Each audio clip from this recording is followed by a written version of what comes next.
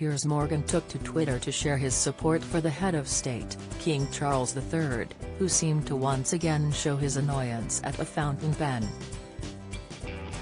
The video of the head of state came shortly after he was also seen getting frustrated at pots of ink and spare pens, urging someone to take the unnecessary items away whilst signing the proclamation at the weekend.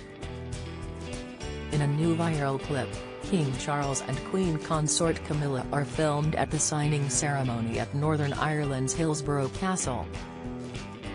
Struggling to remember the date, the new monarch asked his aides what the date is, before exclaiming, "Oh God, I've put the wrong date down." Camilla then goes on to explain to Charles he also signed the document September 12 instead of September 13. Making the same mistake twice and enraged by a leaky pen, King Charles is then seen quickly standing, saying, "Oh God, I hate this." Jeremy Clarkson makes savage swipe at Meghan as he pens emotional Queen tribute taking the leaky pen from her husband. Camilla adds, "Oh look, it is going everywhere." Quick as a flash, aides came to the royal couple's side, taking the pen out of the situation while the king begins to wipe his inky fingers with a tissue from his pocket. Clearly frustrated by the situation, the king is then heard saying through gritted teeth, "I can't bear this bloody thing. They do it, every stinking time." Gwen Stefani fans react to No Doubt singer's unrecognizable appearance on US show, Inside A-List friends said take it down, US star says Meghan Markle's overplaying her hand, celebrity comment James Martin supported by fans as he shares heartbreaking post about Sarah Harding, latest, after leaving the room, covered in ink. An air of silence befalls the room as the Queen Consort continues to print her signature on the confidential documents, using a non-leaky pen. Piers replied to the video, in view of his 7.9 million followers, saying, "We've all had pen rage."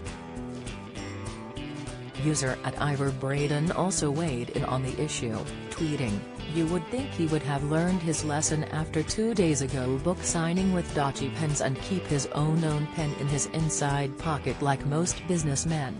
Another, @Namapuka1 referred to the other pen incident from a few days prior, when the king was witnessed by MPs signing the proclamation and tweeted, "Yeah, but obviously he has bad relationship with pens." Others, like Piers, jumped to the monarch's defense, pointing to the fact that away from royal duties, he is a man who has just lost his mother and is dealing with an insurmountable pressure. @RickGrandad tweeted, "The fact that His Majesty King Charles wasn't sure of the date should remind us all of the tremendous pressure has been under virtual non-stop official duties since his mother passed, a time when everyone else in the country would just want to be alone with, give him a break." Whilst another @Mimi8181 agreed, tweeting, "Have you ever lost your mum? I have, and I couldn't have told you the date, where I put my pen, or even who it's spoken to. Grief does funny things to the brain." Piers' simple defense of the king comes after he wrote in his column for The Sun that Charles III was a man wrestling with the weight of history and winning.